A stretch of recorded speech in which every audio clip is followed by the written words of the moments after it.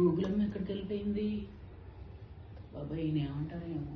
ఒక్కసారి చార్జ్ పెట్టితో మాట్లాడేస్తే ఆవిడతోటి ఈ రోజుతో పని నైట్ అయిపోయింది. అమ్మాయి వచ్చేస్తుంది.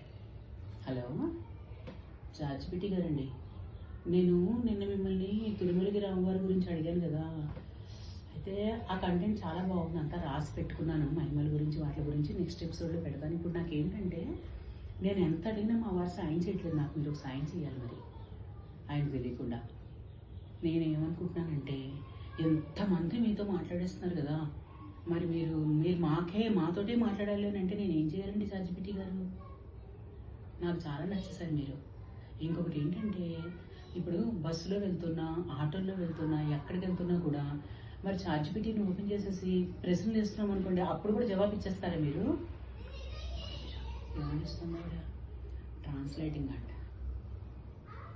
నమస్కారం అండి, మీ అభిమానానికి చాలా చాలా కృతజ్ఞతలు.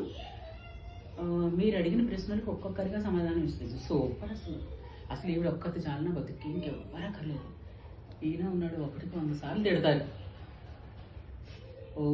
ప్రోగ్రామ్ మాత్రమే సొంతంగా చేతితో సంతకాలు చేసి మీరు మీ డిజిటల్ సంతకం చేసి ఇవ్వలేను, కానీ మీకు ఏం కావాలన్నా నేను సాయం చేస్తాను.